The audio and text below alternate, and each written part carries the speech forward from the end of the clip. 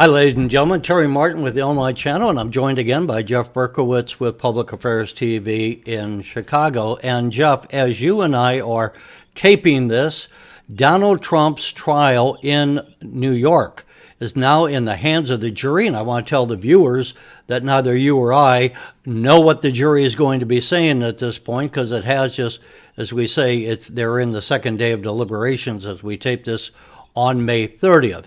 But a lot of critics around the country have been saying that this is the weakest of the cases against Trump and have been highly critical of the way this court case has been handled by the Judge Merchan up in New York.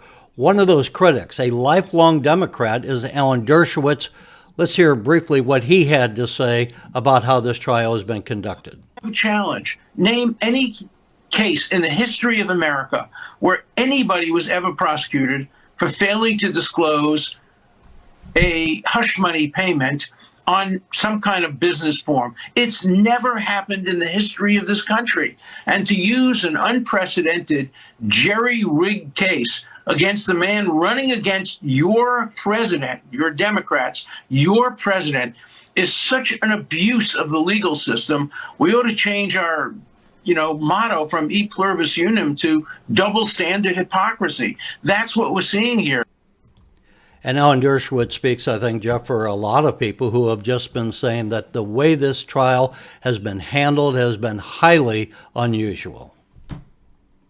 We have weaponized our justice system federally. We've weaponized our justice system statewide. We've a criminal justice system to try to turn the former president of the United States, candidate now, the Republican nominee, we can say presumptively, for president in the 2024 election. We've tried to turn him into a criminal. Terry, people locally know the name Kim Foxx. She is the state's attorney. Basically, she's nothing because she doesn't want to prosecute state crime. That's her job. And so who is similar on the national scene, in this case, to Kim Foxx? Bragg. He basically is called the district attorney there in Manhattan, okay? He's supposed to be focusing on homicides and murder. Well, homicides and murder is the same thing, and robberies and criminal and rape and assaults. And he's concocted this case that nobody on the federal level, which if it's going to be about campaign contributions, if it's going to be about federal taxes, that's federal law. So folks, our legal system is divided into the federal side, state side. So it's not. The feds turned it down. They said, this is a stupid case. We're not going to do it. But Bragg stepped up and took it because he's like Kim Foxx. He doesn't want to prosecute the criminals. He wants to make a name going after the former president of the United States, Donald Trump. And it's just a stupid case, Terry. We could talk for 10 minutes. It's not only a stupid case, it's a case where the Democrats have been clearly coordinating to have these four cases that they sat on until the presidential election year, and then they bring it up through a series of, in most of these cases, local prosecutors. They've all been poorly planned. Now, you've got the one federal case. The documents case is a different animal. But you have these cases in Atlanta. You got the case in New York, the Fannie Willis. You got Letitia James trying to do stuff. And people have gone to calling this lawfare instead of warfare, but using the law as a political weapon. And what we have seen across the country is a revulsion of using the American political system as a political weapon, as the Biden administration is doing in a number of these cases, to have Donald Trump tied up in court where he has to be sitting there every day instead of being on the campaign trail. It's the only game the National Democratic Party can play. They can't talk about the major national issues because Joe Biden, for the last almost 4 years now, has done poorly on every issue. He has done tremendously poorly on illegal immigration. He turned a situation that was under control under Donald Trump into 8 million illegal immigrants walking across the border basically unvetted, creating an enormous national security problem, a criminal problem. He can't talk about that, Terry. There's no defense to that. He can't talk about the crime that's running rampant in our country because he's done nothing and his bully pulpit to deal with that. He's he's made inflation terrible. It was a very low rate when Donald Trump left. It's now a very high rate, coming down, but still very high. He can't talk about inflation. He can't talk about our economy, which has no depth. People, yes, the unemployment rate is low, but those jobs in many cases are not good jobs. So there's no depth to the economy. Well, He and can't we talk have the about foreign inflation, as policy. you mentioned, 40 years high inflation, and it is not going. It's slowed. It did slow. The rate of increase slowed, but it's still up there, and it's still crushing middle class families, and the price is not Worse. going down. And And you every have these. time, and every poll, every time they so Americans being interviewed, they say he says inflation is low, but it's not. You know, meat prices are up 50%, rent prices are up, gas prices are up, and it ain't getting any better. So, what do the Democrats want to talk about? Abortion, Terry. Like as if every American woke up in the morning worrying about abortion. So they want to talk about abortion, and they want to talk about what they say is democracy, and they want to talk about January 6th, and they want to talk about Stormy Daniels and a hush money being paid. Because isn't it wonderful if we can talk about whether Donald Trump had sex with Stormy Daniels? You know what? They don't give a rat's ass. They don't care. They're They trying to want have a to job. They're trying to pay their bills, and they're falling behind. Over $1 trillion of credit card debt. The middle class is getting crushed. And Jeff, what's happening? Interestingly, for all these legal battles the Democrats have thrown to block Trump and to throw hurdles in the way of his political campaign, the news is it ain't working. Let's listen to a clip from Stuart Varney's show from this morning when he talked about the loss of support, severe loss of support among black voters for Biden. This year, according to the Fox poll, he gets 72%. Now, dropping 19 points with such an important group is frankly a disaster. Biden cannot get himself re-elected if he can't win all those voters back. So he can't win without those black voters, and we're not going to go into it now, Jeff. We don't have time. But it's not just the Biden-Trump.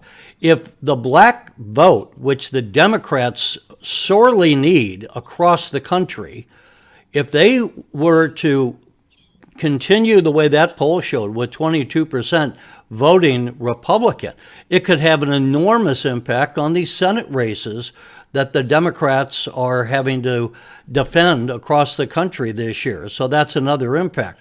But it's not just the black vote. According to a poll published today by Newsweek magazine online, Donald Trump holds a substantial 12-point lead now among independent voters, those who identify as independent. They say that Trump now has a 54% of the vote compared to 42% for Biden when we look at a head-to-head race, which it, for all practical purposes, will be. So this is continuing to be bad news for Joe Biden.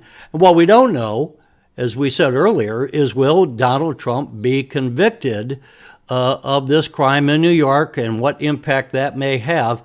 But if they have a holdout and it's a hung jury, then that could be counted as one more victory for the Trump campaign.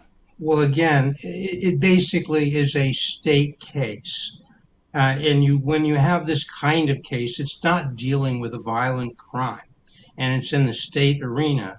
If you don't have a criminal history, which Donald Trump certainly doesn't have, he ain't going to be doing time.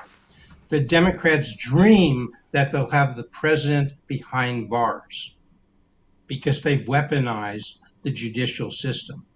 This guy, Juan Merchan, okay, who nobody's heard of, and who's lionized by MSNBC. They basically wrap their arms around on MSNBC and say, this is such a wonderful judge. Meanwhile, Jake Tapper, who's no Republican these days, who's no right winger, is basically laughing at this judge. And Tapper hasn't gone to law school, but he knows crap when he sees crap. I'll say that about Jake Tapper. And so it doesn't matter. And if anything, of course, if there is a Let me conviction, insert here because we got other things we got to get to. sure. But we're going to continue to follow the campaign. We'll leave it at that. As we are taping this, the state legislature just finished their job. They passed a $53.1 billion state budget. Surprisingly, it didn't climb as much. It climbed, but not as much as some of the jumps that we've had in recent years. And the governor is taking credit for passing for the 6th year in a row a balanced budget. With again, it has tax increases. It does not have any property tax relief for the voters across Illinois, but when the Republicans are in the super minority in both the House and the Senate, they can voice their disappointment, but they don't really have much say in how the budget is put together. Well, Terry, they could do more. We want to be fair here. We criticize Democrats from time to time. Maybe we should take a look at the Republican Party from time to time. When you say they're super minorities, so they can't do anything, well, they do have a House Republican leader, Tony McComey. They do have a Senate Republican leader, John Curran. They could talk about some of the problems, the real problems that the state of Illinois faces. They could talk about the outmigration from Illinois to states across the country and the declining population. Let me bring up a graphic here, Jeff. Speaking about migration from our friends at WirePoints. Yeah, this is from WirePoints. Why can't McComey and John Curran and the state central committee members, which we may get to in a minute, why can't they talk about that? Okay, what does it say? Illinois lost 418,000 tax filers to outmigration between 2011 and 2020. Every age and income bracket suffered losses. That's what those bar graphs on the bottom shows, okay? Those are the numbers of people on the left, net tax filers lost by age bracket. So whether it's 25, 26 to 35, over 65, we're losing them. We're losing them. Whether it's by income on the right, under 25,000, greater than 200,000, we're losing them, okay? Why can't John Curran and Tony McComey, the Republican state House and state Senate leaders, talk about that? They got a bully pulpit. Why can't the congressional? I want to be fair to them. It's not that they don't talk about it. They have talked about it. You could make the argument they could talk about it more, but they can't control. They can't control the press coverage. If the press chooses to ignore them, they're trying to do what they can. Terry, you and I respectfully disagree. I don't hear them, and I don't hear. They can go out. They can get to the press. We'll cover them. They could contact you. They could contact me. I don't hear. Let me tell you something. As somebody who you and I are both financially literate, is what I would say. We have a fairly good sense of how the economic tools are used. But most reporters, like most people, are financially illiterate. They don't like talking about tax. They don't like talking about the economy. They want to talk about issues like social justice and different things like that. Hold on, Terry. Let's not let off the media so easily as that. I think we have a slide here on all taxes combined. What do Illinois charts to be the highest, 7th highest? You don't think the folks at the Tribune can understand this? They can't read the title. All taxes combined, Illinoisans pay nation's 7th highest state local tax burden. Okay, that's the state and local tax burden as a percentage of state income. 50 states. You don't have to look at every one. Illinois is on the left, 13%. Illinois is marked by the red line with 12.9%. And then you go over to the right, 8.6%, and you see states like Michigan and Texas and Florida way less as that they're paying in terms of combined state and local taxes. If we had property taxes over here, we would see again Illinois is second highest. Education spending very high, which leads to high property taxes. You don't think, Terry, the folks writing in the mainstream media can understand what you and I are talking about here? That comes from wire I think pointers. they It's don't, all I over, think they don't okay? pay attention to this. And I think Well, they don't bring it that's, up in press conferences. And they don't well, maybe understand we should. the confluence of high taxes on job growth. You Let's, know, and certainly a lot of people in the legislature, not just in Illinois but across the country. But in Illinois, there's a lot of people not connecting the dots with the cost of doing business in Illinois and how that adds to economic woes, not just for businesses but for their employees and the inability okay, of well, let's them to keep pass going. along better salaries. Well, let's keep going with the media because maybe the folks in Chicago would want to know when the governor and the mayor of Chicago brag about the high graduation rates, which, have gone up from And by the way, 72% to speaking of budgets, 79%. we should say that education is one of the highest costs in the state budget of 53.1 billion. But yeah, let's take a look here. Chicago Public Schools, And yeah, they graduating understand more this. black students than ever. But what's the but, Jeff? Well, the but is so the 72% to 79%, those bar graphs are going up for graduation rates. But look at the things in red. The SAT reading proficiency, 2018, it was 14% of blacks who are proficient in reading. That means 86% are not. In many cases, they can't read at all. I mean, who's the racist here? What kind of equity is there in ignoring Governor Pritzker? He's never said this once. He's never said this once. He's never talked about the 86% of blacks at CPS who can't read at grade level. And it's only gotten worse because now in 2023, it's 89%. And Hispanics are very similar. And indeed, whites are doing poorly as well. He's never said that once. And say I'm wrong. We'll give Look, him I the would say let's bullet. connect a couple of ideas. You were critical of the Republican leadership and maybe some of the House members. We're going to get some new Republicans coming into the legislature. Let's connect that with what we saw with the polling that more blacks are supportive, are going to be voting Republican this year than maybe ever before. I take your point. I think this is an issue where the Republicans could stand up and fight for black students who are not getting the kind of education that they should. And if you don't get that education, you're dooming these children, these American children, you're dooming their futures, because if they can't be proficient at reading and math skills, what kind of a opportunity are they going to have for a gainful employment in the future when we're talking about the advent of artificial intelligence and all this high technology taking over the American economy and being the way we're going to be operating in the future? Well, and Terry, since we're talking budget, and since Pritzker has been talking about the budget now for 5 months and talking about what a wonderful job he's done, shouldn't he be talking about the amount of money we're spending across the state per student on education? Is We it enough? always Is it hear there's correct? not enough money, Jeff, but let's take a look at this from our friends at WirePoint.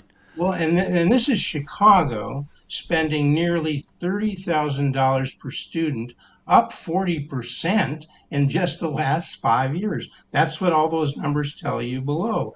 Meanwhile, enrollment is going down because the black students and the Hispanic students are finding they have some alternatives. Get to the suburbs might be better, get to another state, get to a private school, get a scholarship. They don't have to sit there and stay in a school where only 14% of the blacks read at grade level or read at all, and 86% don't. Well, And this is let me part ask of you the a revolt. question, which I don't know. If, as we look at the slide, you're saying the spending per pupil is up, but as you pointed out, the population of students is down. Are we Right. spending more, or is it that we're spending the same, but the population of students has gone Oh down? no, Therefore, the absolute number. If you look at Illinois, which is the relevant number for Illinois, education spending is going up tremendously, not just per student, but in absolute numbers. Because around the state, Terry, WirePoints has also looked at this. Around the state, we're spending $24,000 per kid per year. That's what WirePoints tells us. That's around the state of Illinois. It's not like we're just doing it in Chicago, and we're doing it, and the cost of living is much lower in various portions of the state where you are, I would imagine, Terry, in Chatham, in Springfield. And they've also looked, Terry, at the performance around the state. WirePoint says. We don't have that slide handy now. We'll bring it up in the next time when we talk about this.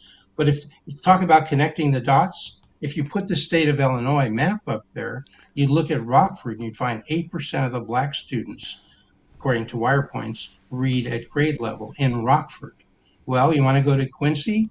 28% of the white students in Quincy read at grade level. So this ain't just a black or Hispanic problem, it's a white problem. You want to go to Decatur, Terry? Well, and Jeff, 12% of the white how do we students pay read at grade for level. how do we pay for education in Illinois? Paid property taxes, the major cost of all taxes. So let me bring that up. Here's a slide for you. Property There you go. taxes are outpacing Illinois incomes. Now, when we talk about Illinois being one of the highest taxed states, when we talk about 418,000 people leaving the state, you're looking at one of the primary reasons. Property taxes continue to outpace the income. You live here in Illinois, you're going to get fleeced if you own a home, and if you rent, you're going to be paying property taxes to the cost of your rent. And that's one of the primary reasons, I would say, that people are fleeing this state, because they can't afford to stay in their homes. And what does that also mean? That means that that this is another opportunity where the governor and the legislature have failed to address and give any relief to the taxpayers. Well, you got to have can't some kind of do a it. shift going on here. You can't be taxing Maybe. property taxes the way they Here. have been when they are not tied to income and the ability to pay those property taxes. Terry, the big lie is coming from our governor of the state of Illinois, J.B. Pritzker.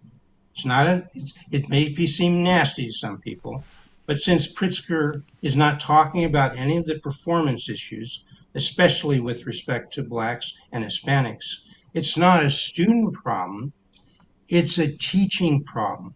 These kids can be taught how to read and do math proficiently. Okay, and we're not racist. We're not saying because they can be, Terry, because we're paying teachers enormous amounts. In Chicago, the average salary is $100,000 per year. Okay, that's the average. And then By the way, we should mention in the state budget that we're talking about in this segment that the lawmakers in the Illinois legislature just got a 5% pay increase, and so their salary now is going to be very close to $100,000. Well, Terry, One of the thing highest is- paid in the nation when it comes to state lawmakers. So here's the secret. Pritzker stands up there and says, "I promised you 5 years ago, I promised you." Oh, 5 years ago, he said, "I promised you property tax relief." He doesn't stand up here and say, "I lied," because you haven't gotten it. And he doesn't say to you, "I can't give it to you because I'd have to reduce the rate of growth of education spending, because most of that cost of education spending is financed by property taxes." And Jeff, how do You most can't say people, not state employees who get their retirement off the taxpayers, how do most people afford retirement in America? Well, they in many cases they can't because they have Social Security, which doesn't give them. And they downsize. They sell their homes, right? Right. And with the property taxes, let's take a look right here of what we're seeing, that Illinois suffers some of the worst home value growth in the nation because the cost of buying homes is so expensive here because of property taxes, not because the value of the homes are shooting up. But this is causing a lot of problems, and I think what we're saying here is that these are issues that the Republicans could be addressing. Now, on that, We've got about 5 minutes left. I want you to be talking, Jeff. You did some coverage and wrote an article on the GOP convention that was just this last weekend, and we got some new players in the Republicans. Maybe this will make a change. Tell us what you can about what happened at the GOP state convention. Yeah, in Collinsville. The short of what happened here is the media and well, number one, the main Chicago media didn't cover this at all. Rick Pearson on the Tribune wrote 33 paragraphs on it, 3 paragraphs about how dealing with the choice of the new RNC committeemen, Illinois committeemen, and Illinois committeewoman. Okay, 3 paragraphs. It was ridiculous. It was a travesty. That's what the Chicago Tribune gave you. Okay, and the main thing is to make this end on a positive note, Terry. And on a positive note, the terrible performance by Governor Pritzker and the super majorities in the Democratic Party present a tremendous opportunity for the Illinois Republican Party to be revitalized. But they didn't spend any of their time on that. There was a big debate over how do we put it succinctly? There was a big controversy of the state central committee's choice to be the Illinois Republican committeeman. Richard Porter was term limited, so he had to give up that position. There were 3 people running. Vince Kober, and he's been very active in the Illinois GOP and the Republican National Committee. This company has done tremendously well over the last 30 years, Rizitco. He was one person running. Mark Shaw has been very active in Republican politics for the last 30 years, but has made a lot of enemies. That'd be the short of it. And the other person running was the new kid on the block, Dean White, who's 55. And Dean White won the election. And Dean White and the. And by the way, let's insert that I think what we're talking about, maybe not. You meant Richard Porter. There are 2 national committee people per state, right. A man and a woman. Now, Dean White was running for what position that he got? What is his new title? Illinois GOP committeeman. Replacing RNC, Richard Porter. RNC committeeman. Okay. Yes, he's the Republican, which is the Republican RNC, Republican National Committee committeeman. It's a little bit redundant. And Belfour is replacing the new committee woman because the prior committee woman. I don't know these people. Do you know Dean White? I do know Dean White. I've talked to him for several hours. And what can you? Well, here's the thing. I think we're talking about the Donald Trump Republican Party. It's not the party anymore of the Bushes or Reagan as in the past. How will Dean White play in the Donald Trump political party that we now have?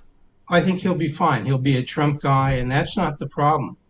The problem is the guy who's been most active in raising money, giving money to the Illinois GOP, the chair of the Illinois GOP Finance Committee, also active in contributing and raising money for the RNC, was Vince Kober. The most active guy was rejected, essentially, by I guess I would say the State Central Committee initially, and never got to a floor vote. He's been rejected and replaced by somebody who's done virtually nothing to raise money or give money to the Illinois GOP or to the Republican National Committee. So you have to wonder, will Vince Kober still be there to raise and give money to the Illinois GOP? And the reason why that's important, Terry, is we got about 10 seconds coming up here. Okay. We've talked about the issues and the lack of performance by the Democratic Party. If the Republicans want to raise those issues, they need money to get their message out. All right. We'll continue to cover this and the rest of the stories. But, Jeff, we're going to ask the people to make their comments if you like what you heard. But in the meantime, we'll say goodbye.